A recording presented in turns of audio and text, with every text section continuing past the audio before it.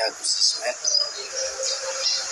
Saya akan ada sedikit yang saya ceritakan tentang kelahiran putra-putri dari pondok Kiai Haji Qasim pesantren. Di antaranya itu kelahiran Gus Abbas. Dulu ibu saya ketika mau mengandung anaknya itu selalu, abah saya itu selalu bermimpi bertemu dengan Kiai Abbas atau Mbak Abbas, dan Mbak Abbas itu selalu bilang, nanti istri kamu akan mengandung dan akan melahirkan seorang anak, dan jenis kelaminnya itu selalu disebut baik dari putra-putrinya Kiai Qasim 11, dan Gus Abbas itu nomor 5,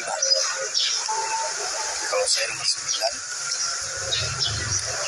Dan pada saat kelahiran yang keempat, yaitu kakaknya Gus Abbas, Gus Faisalahuddin,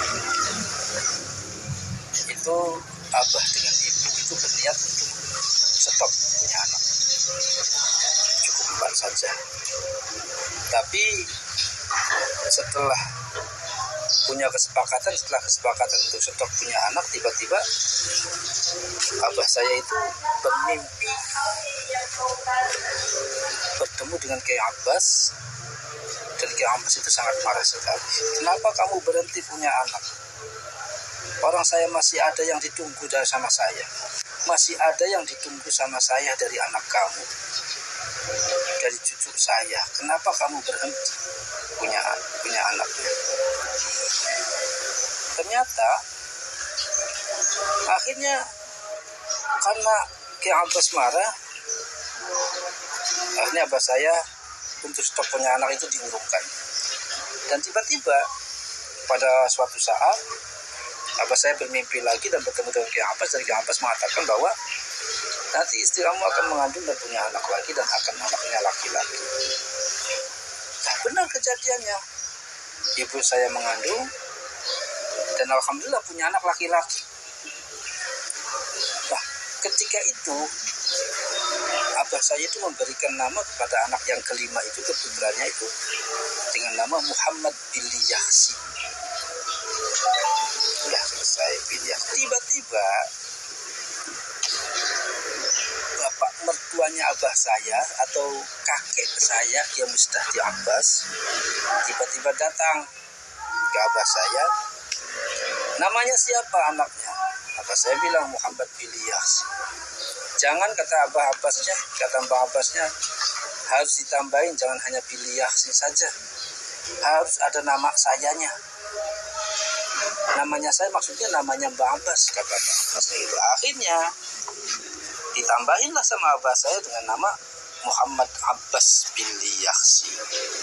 Dan setelah itu Mbak Abbas itu nggak datang dalam mimpi Abah saya lagi, kecuali ketika mau mengandung anak-anak yang lainnya, adik-adiknya Gus Abbas termasuk saya. Dan akhirnya saya menerka-nerka. Dulu itu Mbak Abbas luar biasa. Beliau itu panglima Hizbullah, panglima pasukan Hizbullah. Dan Mbak Abbas itu pernah bilang bahwa belum selesai perjuangannya beliau. Nah, akhirnya saya menerka-nerka, apakah ada kaitannya dengan Gus Abbas yang sekarang itu mendirikan PWI dan Laskar Sabilillah?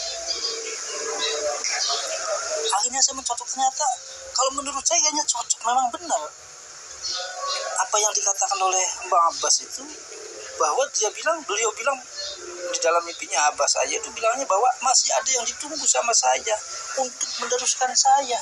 Mungkin ini Gus Abbas meneruskan ketika Kiai Abbas, Mbak Abbas, pasukan Hizbullah. Dan sekarang Gus Abbas mendirikan Perjuangan Wali Songo Indonesia dan Laskar Sabilillah. Cuman bedanya dulu zamannya Mbak Abbas itu melawannya penjajahnya Belanda, dan sekarang melawannya anteknya Belanda. Siapa ya Bang Alawi itu? Mungkin seperti itu.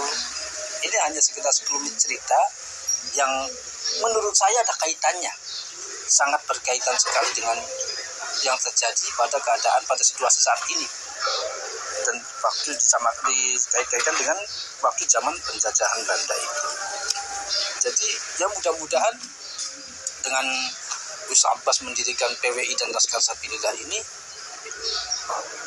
memang meneruskan perjuangan dari mbah buyutnya, yaitu Kiai Abbas atau Mbah Abbas untuk pesantren. Mudah-mudahan itu semua akan terwujud apa yang dicita-citakan oleh Mbah Abbas pada saat dulu, cita-cita untuk memerdekakan Indonesia, bukan hanya memerdekakan dari Belanda saja, tapi dari antek-anteknya dan dari penjajah-penjajah yang mengatasnamakan agama, apalagi mengatasnamakan salah satu golongan dan cucunya Rasulullah SAW.